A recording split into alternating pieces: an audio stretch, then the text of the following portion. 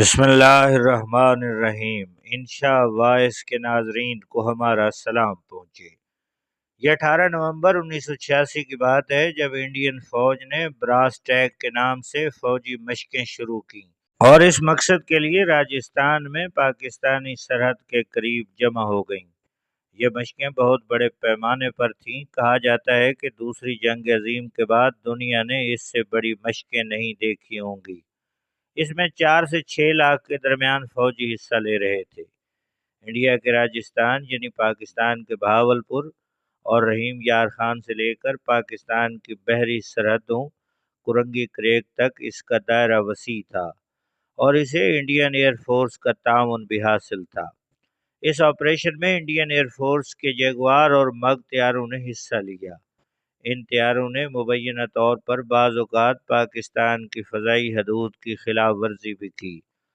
برصغیر کے 2 روایتی حریف ملکوں کی سرحد پر فوج کے اتنے بڑے اجتماع پر عالمی ذرائع ابلاغ کی توجہ شروع سے ہی مرکوز ہو گئی، جس نے اسے جنگ پر اکسانے کی سرگرمی قرار دیا۔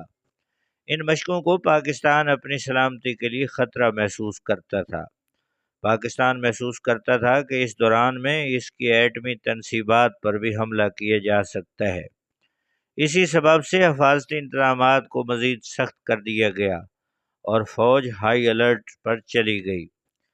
سندر جی انڈین فوج کے سربراہ یہ خواب دیکھتے تھے کہ وہ کسی ماہر شمشیر زن کی طرح اپنے ماسٹر سٹروک کھیلیں گے، پاکستان کو 2 حصوں میں کاٹ کر رکھ دیں گے اور انہیں اسے اس صحرا میں کچل کر رکھ دینے میں کوئی دشواری نہیں ہوگی۔ اس طرح دونوں ملکوں کے درمیان 1947 سے طاقت کا جو توازن چلا آ رہا ہے وہ اس کا خاتمہ کر دیں گے۔ انڈین قیادت، جس میں وزیر اعظم راجیو گاندھی اور وزیر داخلہ شامل ہیں، انہوں نے پارلیمنٹ میں بیان دیا تھا کہ علیحدگی پسندوں یعنی کشمیریوں کو حمایت کرنے پر پاکستان کو سبق سکھایا جائے گا۔ یہ پس منظر تھا جن میں جنرل ضیاء الحق نے سن 1987 میں پاک انڈیا میچ دیکھنے کے لیے انڈیا کے دورے کا فیصلہ کیا۔ اس دورے کے بارے میں بتایا گیا کہ انہیں اس کی دعوت انڈین کرکٹ بورڈ نے دی تھی۔ وزیر اعظم راجیو گاندھی کو جب اس دورے کی اطلاع ہوئی تو وہ ان کا استقبال کرنے کا ارادہ نہیں رکھتے تھے، لیکن قریبی مشیروں اور حزب اختلاف کے مشورے پر انہوں نے ان کے خیر مقدم کا فیصلہ کر لیا، لیکن ان کے انداز میں سرد مہری تھی اور گرم جوشی نام کو نہ تھی۔ جنرل ضیاء نے راجیو گاندھی کا رویہ محسوس کیا لیکن اپنے چہرے پر مسکراہٹ برقرار رکھی۔ عین اس وقت وہ جے پور روانگی کے لیے اٹھے۔ انہوں نے راجیو گاندھی کو مخاطب کیا اور کہا، تم پاکستان پر حملہ کرنا چاہتے ہو، ٹھیک ہے کرو، لیکن یاد رکھنا اس حملے کے بعد دنیا چنگیز خان اور ہلاکو خان کو بھول جائے گی، صرف ضیاء الحق اور راجیو گاندھی کو یاد رکھے گی، کیونکہ یہ جنگ روایتی نہیں ایٹمی ہوگی۔ ہو سکتا ہے کہ اس جنگ کے نتیجے میں پاکستان صفحہ ہستی سے مٹ جائے، لیکن مسلمان دنیا میں موجود رہیں گے، کیونکہ دنیا میں مسلمانوں کے بہت سے ملک ہیں۔ رہ گئے ہندو تو یاد رکھنا اس تباہی کے نتیجے میں ہندوستان مٹ گیا تو دنیا بھر سے ہندوؤں کا نام و نشان مٹ جائے گا۔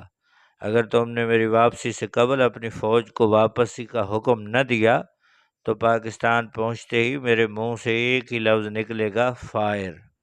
جنرل ضیاء الحق نے بھارتی وزیر اعظم سے کہا کہ جو کچھ آپ کے پاس ہے یعنی ایٹم بم، وہی کچھ ہمارے پاس بھی ہے یعنی ایٹمی اسلحہ، اس لیے بہتر یہی ہے کہ آپ سرحدوں سے اپنی فوجیں ہٹا لیں۔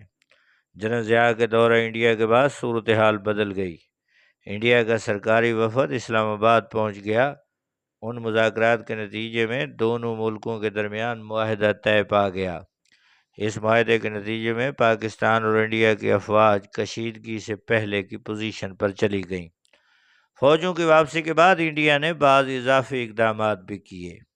بیرونی صحافیوں اور سفارتکاروں کو راجستھان کے دورے پر مدعو کیا گیا تاکہ انہیں بتایا جا سکے کہ انڈیا جارحیت کا کوئی ارادہ نہیں رکھتا۔